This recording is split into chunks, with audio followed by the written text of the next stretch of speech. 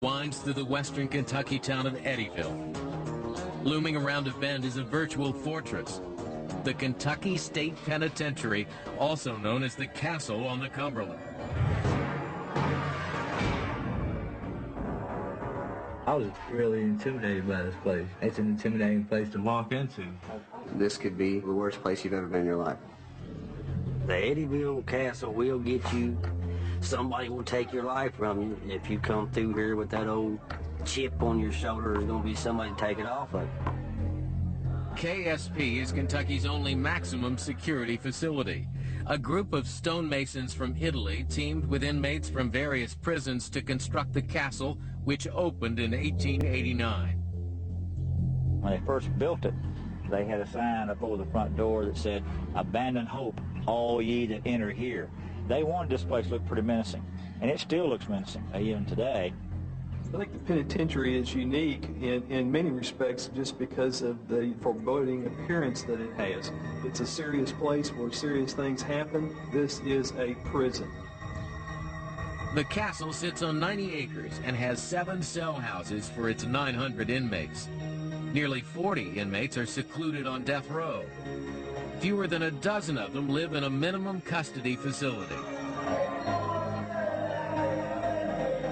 More than 200, those considered the most dangerous, are locked in solitary confinement in the segregation unit. Basically, there are very few inmates that come directly to the Kentucky State Penitentiary. For the most part, inmates come to the penitentiary via other facilities that those inmates have either committed serious rule infractions, have long-term segregation sentences, and or have failed to adjust at other facilities, and that's basically how they wind up here. You'll find you some searches to do.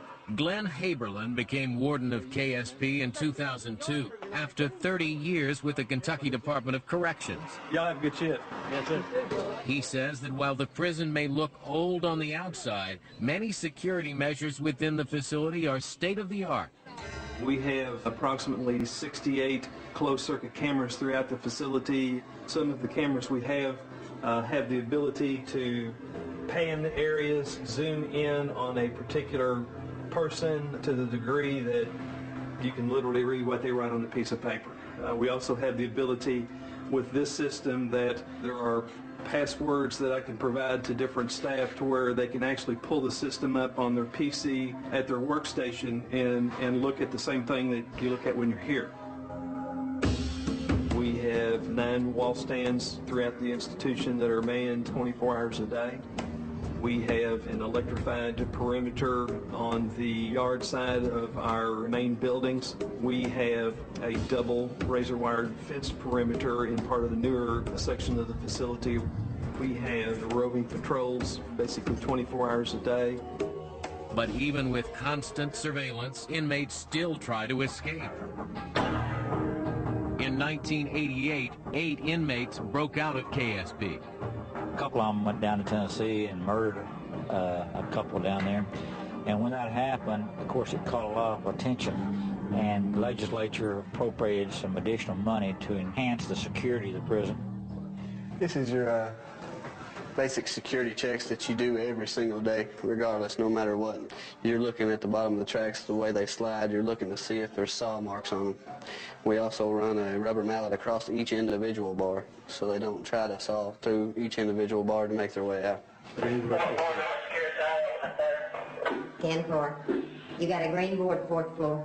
Yet, while security at the prison has improved over the years, certain vestiges of the past remain. The control center in one 4-story building requires Officer Barbara Jornigan to scale a spiral staircase in order to find out which cells to open and close.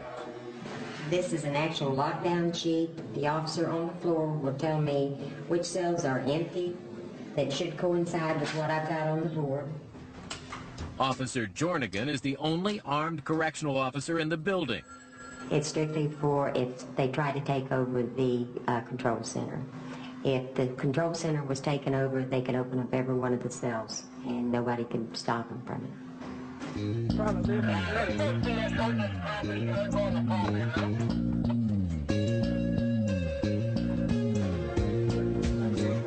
These inmates have been transferred to the castle due to offenses committed in other state facilities. Here I am, a medium security inmate in an active security penitentiary. I'm just a basic criminal, you know, petty thief, drug abuser. I'm supposed to be in a drug treatment center, not no maximum security prison.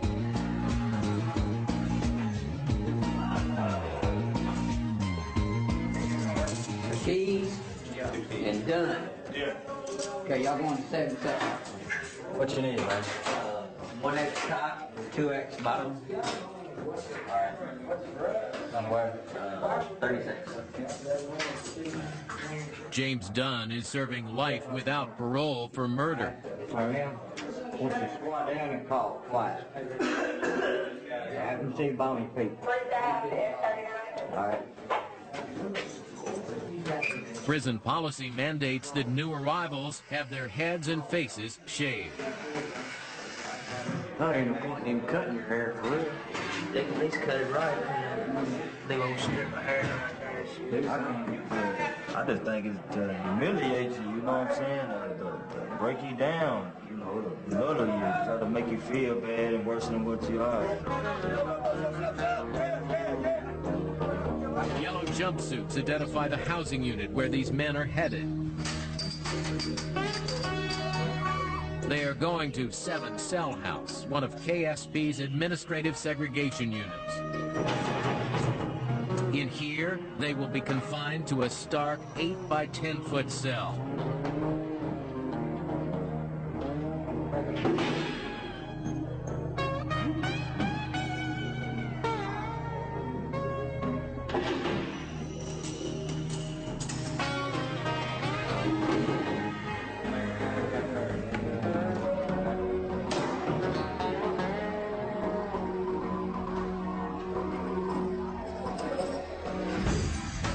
Next on Lockup. A lot of these guys are not mentally stable.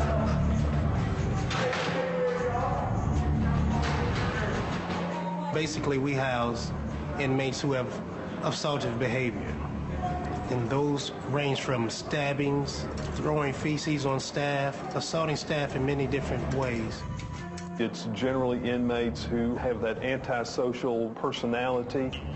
They just don't want to adapt and be a part of an institution. Their behavior just dictates that we have no other choice, based on their behavior, to segregate them from the rest of the facility. 200 men are locked up in segregation 23 out of 24 hours every day. For the remaining hour, they're allowed to walk up and down the corridor. You know, the walls can come in and close on you. You don't have any way to release pent-up energy by working out or anything like that, you know. You can get kind of lonely in here. Wendell Clay has spent 16 months in the hole for assaulting a guard. He has 8 months left.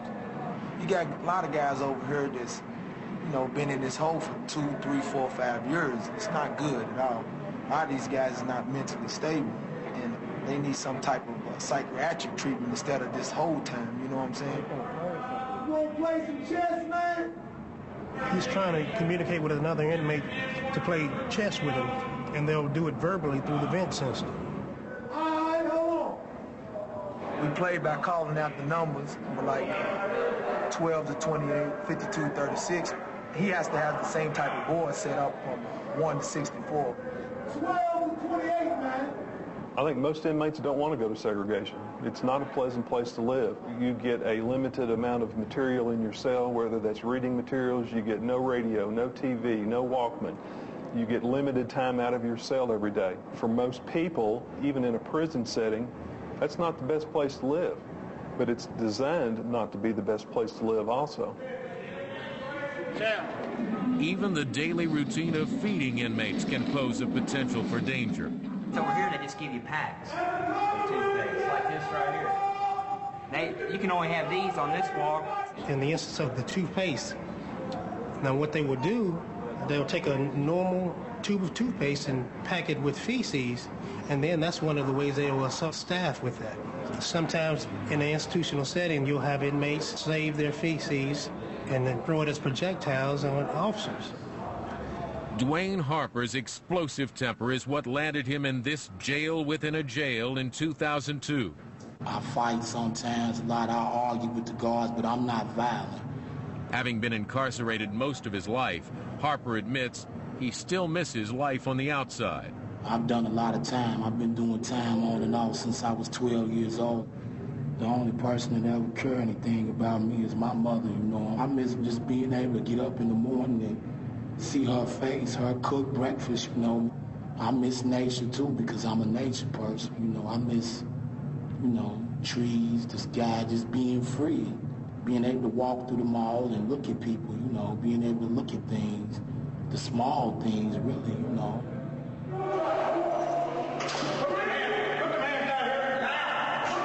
Not long after Harper's interview, the use of force team had to subdue him. He was threatening us with throwing feces on us or spitting at us through the door. Every night, boy, Bill, every night you work, we're gonna go through this. You heard me? Every night you work, Humpy, you racist redneck, no good, dick, you mother. Dwayne Harper is a person that sometimes don't think before he reacts.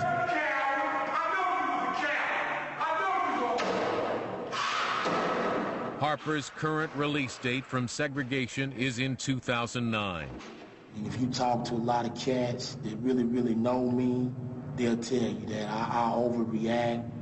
I let my anger and my, you know, things get to me that I shouldn't have, and as a result of that, I'm still here.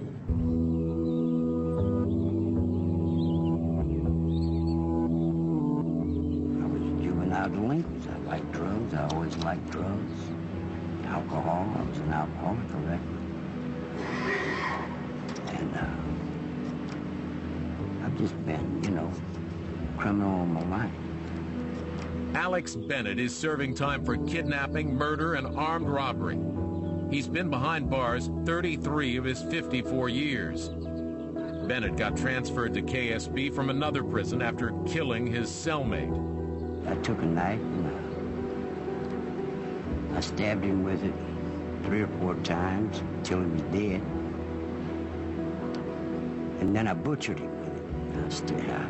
I cut him up into little pieces because I'm trying to make a point, you know. Alex Bennett is a very intense inmate, and we know that all of our inmates could be capable of committing an act like that. I want to live in a cell, and I want to live in a cell by myself. And if I have to do that in segregation, I don't have a problem with that. But I'm not going to live with child molesters. I'm not going to live with punks. I'm not going to live with rats. I'm not going to live with that kind of people because I don't have to. I have a choice because I have nothing to lose.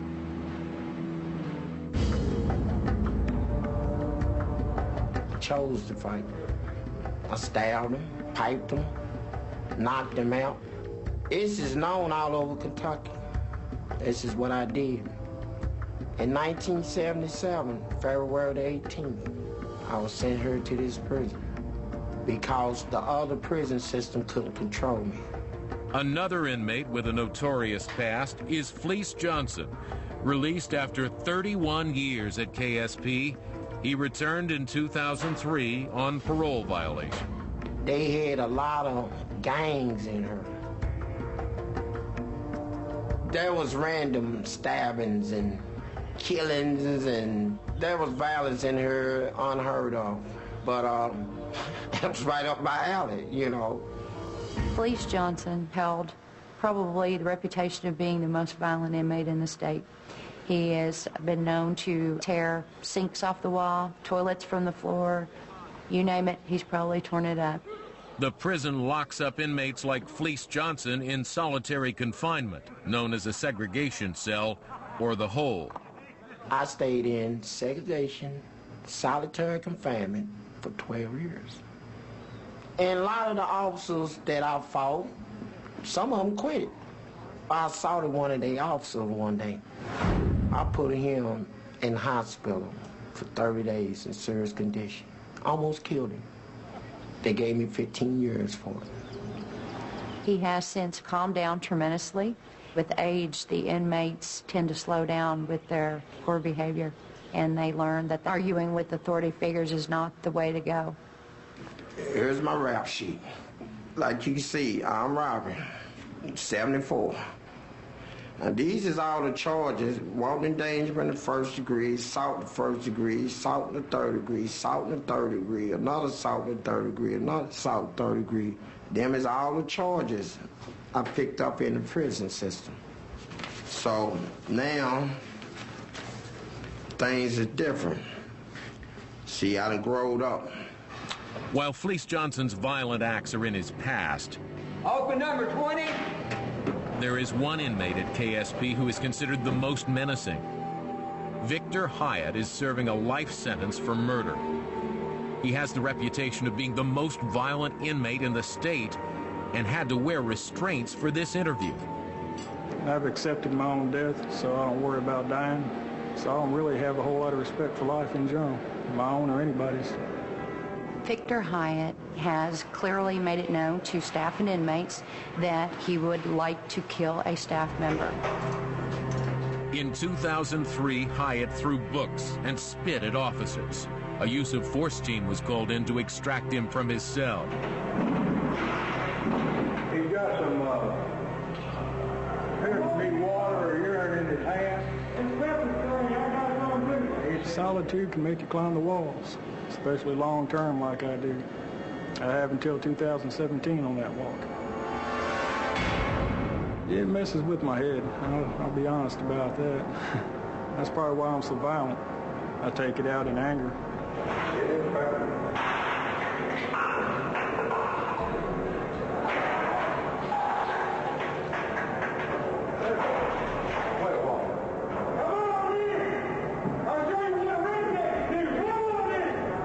I've learned a lot of tricks to get past a lot of their defenses. There's only so many tricks you can use, though. They're going to overwhelm you.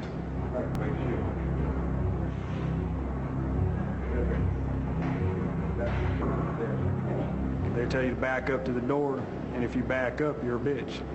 I've never backed up yet.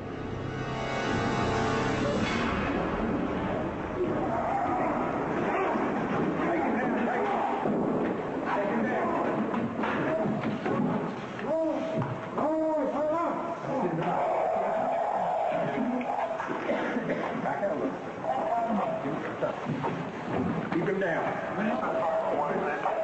Keep him down. Keep him down. Just the cuffs on it. Just the cuffs on it. Well, you knocked about 4 of my teeth out. This incident cost Hyatt an additional 305 days of disciplinary segregation.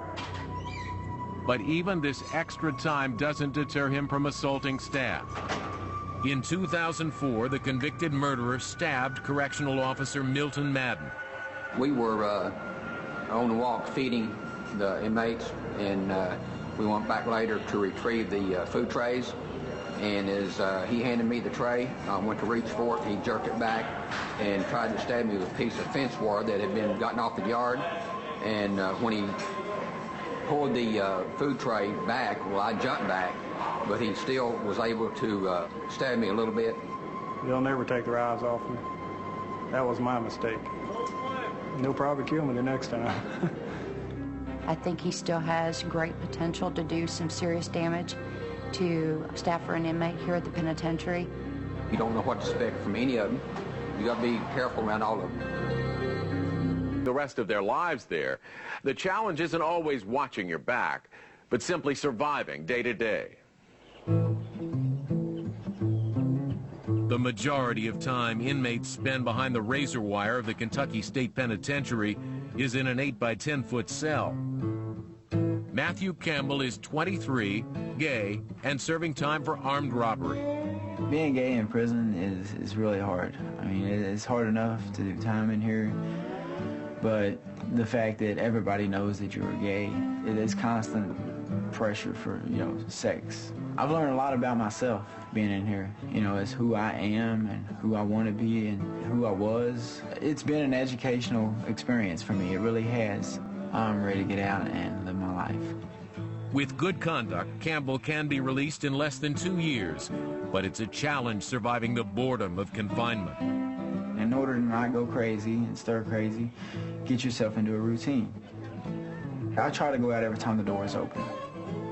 Don't bore yourself with yourself. you know, go out, meet people, have fun. Come on, shorty. Nah, come on, play. Oh, you scared? You wasn't scared when you came in? Come on. For Matthew Campbell and other inmates not confined to the segregation unit or death row, the yard at KSP is one place to momentarily escape the tedium of prison life.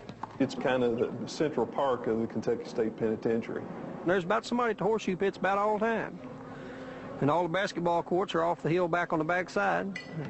There's a lot of them that'll play that all day long. The prison population at KSP informally divides itself into two groups who don't see eye to eye. There's the old school of hardened criminals like Fleece Johnson, known as convicts, versus the newcomers to the prison system known simply as inmates. We're getting inmates that are transferring into this facility that are very young and are inexperienced in the correctional world. The older inmates don't have much respect for the younger inmates. The younger inmates tend to complain more about frivolous matters. They are normally more troublemakers. The convicts keeps his nose in his own business and don't disrespect people. An inmate files every grievance he can do, you know, everything he can complain about, bitch about administration and going on. He doesn't measure up to a stand-up person. Stand on your own 2 feet. Responsibility, be a man. You're in here, man. You got to deal with it. The guards are well aware of the two groups and the tensions that can erupt between them. Convicts, they're the old-type inmates. They're going to play their games. They're going to make their money. They're going to run their part of the yard. And these little young guys that they call inmates, just mostly vocal and verbal about it, and they don't care. You know, they got no respect for authority. I hang out right here. This is my spot. I used to stay over there, but the child killers took it over, and they can have it. I don't argue with nobody about spots. I feel like the whole joint belongs to me since I killed to get here to get it. Tempers haven't been flaring. Everything's going good. I mean, it hadn't heated up yet. When you have that many inmates circulating in a confined area, it's certainly one of the areas where you have the potential for a problem. Now here comes one. This is a monster right here. One thing the inmates can agree on is the fact that they enjoy the dozens of wild cats who also live at KSP. You've got these guys here, these cats is their kids. And if you mess with one of the cats, I mean, it's just like messing with my kids at home. I mean, these cats is their family. That's all they've got. These cats are some healthy, happy cats in there. To be born in prison and knowing they're going to probably die in prison, they just as happy as they can be. But I wish we had some other animals. While the cats at KSP offer therapeutic benefits, voluntary programs and work opportunities help rehabilitate the men. I have a kidnap charge and a theft charge, and I have a total of 25 years. I've been locked up 16 years. I have about 2 more years left. Rodney Duff works in the prison's auto shop, repairing cars for the public as well as staff vehicles. Since I was a kid, I like cars, and I've seen what I can produce. I can see how they come in, how they leave, and that's my placement in life. That's what I plan to do when I get out. Each inmate in the program is given a car to work on, and the men earn $1.30 a day. Well, this shop here has pretty much everything a shop on the street has, and you won't let none go out unless the job's done. This car here is finished, and it's basically flawless. I mean, we always do our best. That's what we're learning. That's how we learn to do our best with it. It's important. I mean, you prepare yourself for when you get out, and it breaks monotony, it keeps you out of trouble, back there working and just exercising your mind. Another job the men can have is working in the prison industry's garment plant. For over 50 years, inmates at KSP have sewn prison uniforms for all the correctional facilities in the state. I've done everything from towels, washcloths, sheets, pillowcases, the boxer underwear, scrub suits, jumpsuits, about most everything they've got back here. Chris Walls is serving a life sentence for murder, robbery, and kidnapping. For me, I'm making 95 cents an hour. That's the most you can make back here. I work 7.5 hours a day. It's approximately 37 to 40 hours a week. The plant outputs an average of 250 pants and 250 shirts a day.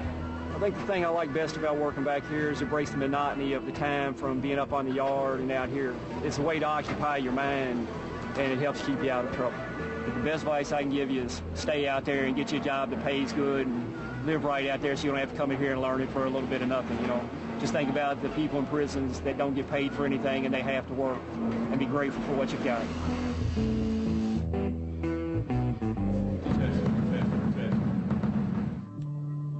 Inmates with good behavior can have access to the music room. Jesse Stanford was sentenced in 1985 for robbery, kidnapping, and murder. Okay. The band room is a privilege. I love coming to the band room to actually play music. Because when we're in this band room playing music, we are way away from prison.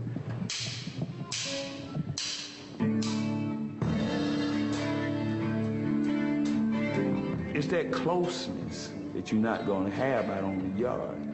I believe music is very therapeutic.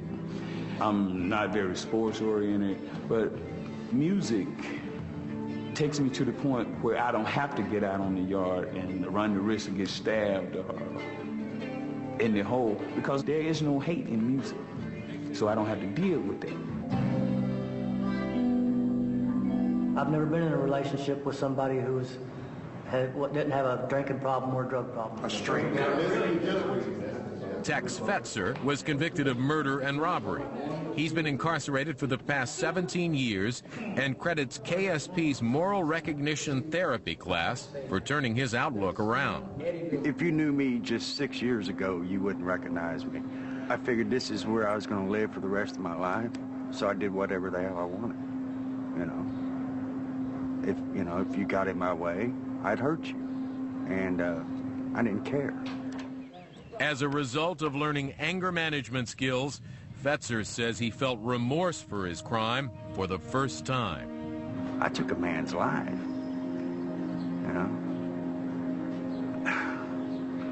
I know his name. I'll remember it to the day I die.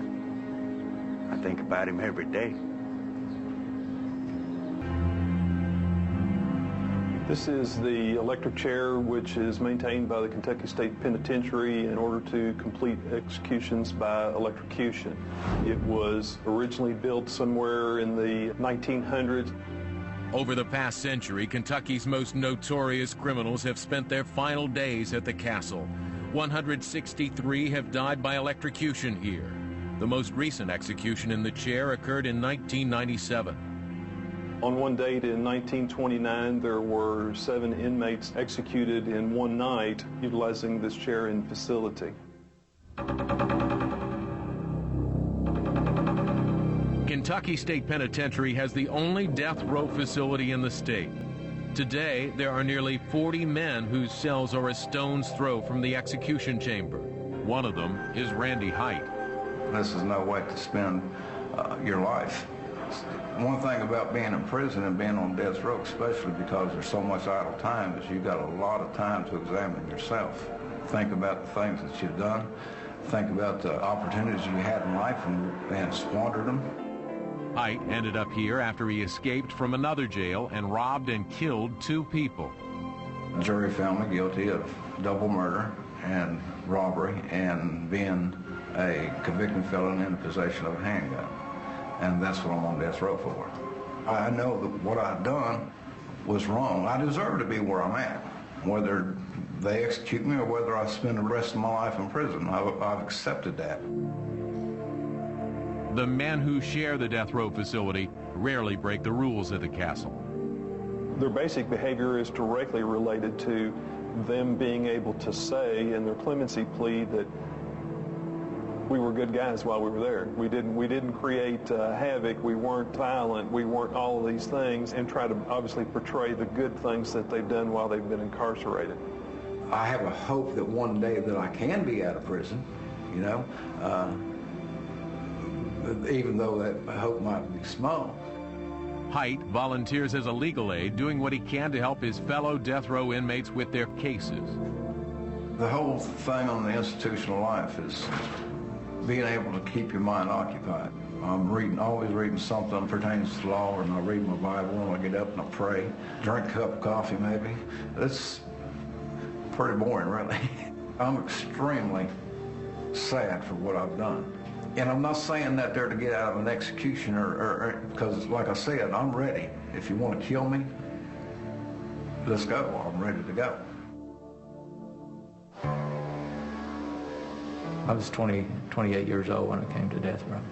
You know, there's days I wake up in here and I'm not too sure if I would want to live out the rest of my days of my life in prison. Leif Halverson is 51 now. Well, I was convicted in Fayette County, Kentucky, 1983 of a triple homicide. I was convicted with Mitchell Willoughby, who is also on death row with me. It grew out of an argument. There was drugs involved. We were both very high on several different mind-altering substances. Like Randy Height, Halverson says he regrets what he did to his victims and the impact his crime had on his family. The hardest thing that I ever remember working through was my mother coming to the jail to see me the first time after I was arrested, and her whole soul was turned inside out. And I mean, she sat there and just cried and cried. Halverson lectures to groups of troubled teens brought to KSP as a way to deter them from lives of crime. And I tell these kids, you know, because a lot of children have this mentality that they're hero worshiping guys that are bad. And I'm not a bad guy. I'm a stupid, ignorant person for getting in the trouble that I did. But, you know, you can't do these kind of things and ever feel good about it. Until their sentences are overturned, death row inmates stay in confinement until they're put to death or die of natural causes. But for other inmates at this maximum security prison, good conduct can be the one-way ticket out.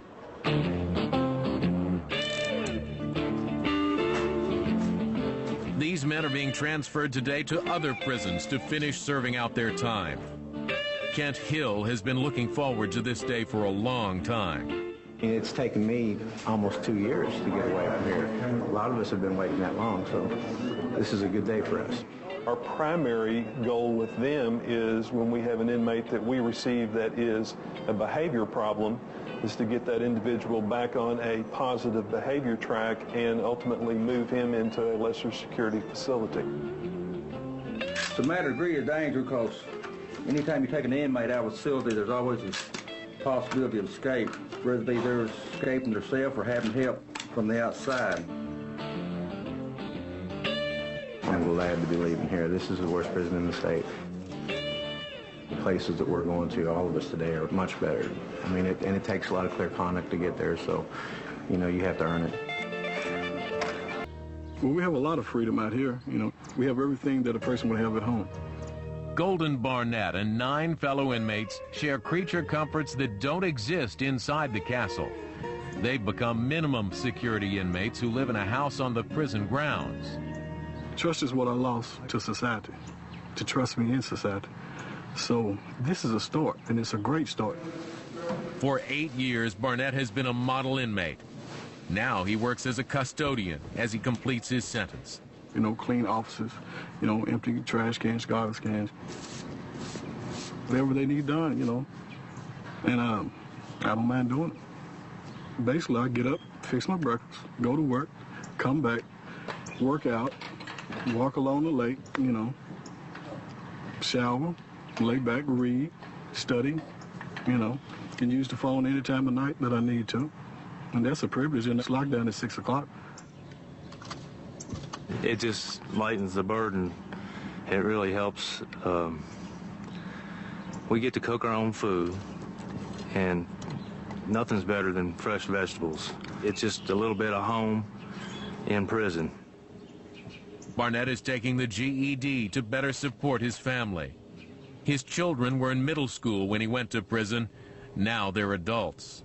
That's a prom night there. Timothy on the left with his date, Tiffany on the right with her date. and a picture of my son, 55, on the football field. And my daughter, she plays basketball. Getting out of prison is going to mean the world to me. It's going to open up a lot of doors that I shut myself. I don't have anyone to blame but myself. I shut every door and locked it. They say you can't make up for time that you lost, but you can.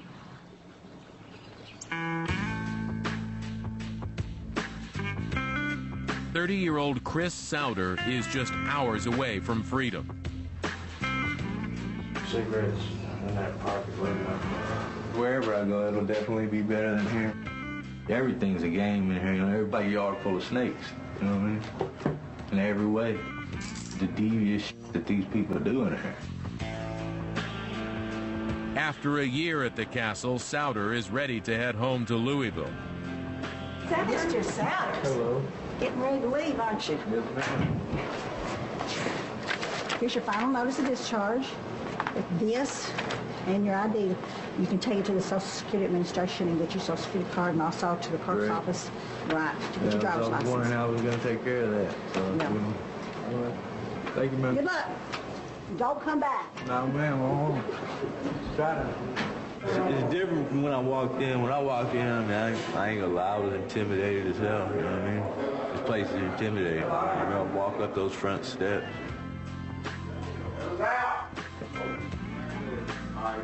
All right, man. All right, you good, bro? This is the castle. The worst that Kentucky's got right here. I feel like this day was never gonna come.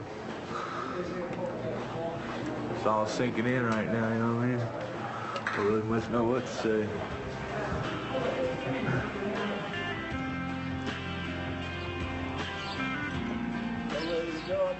I won't miss nothing in this place whatsoever. I'm excited, ready to get on the world. While Chris Souter is lucky enough to be released from KSP, there are many who may never leave the prison alive. I'm realistic. Plus, by the time I see the parole board, I'll probably be dead. Right now, as it is, I'm facing probably 60 to 80 years if they stack on maximum sentences on every one of my new charges. So that's pretty much double life what I'm doing. I never think about the outside world anymore. Never, ever. I'm 100% prison. I'm 100%. This is my life. Prison's my life. And this is all I got. And that's all I think about.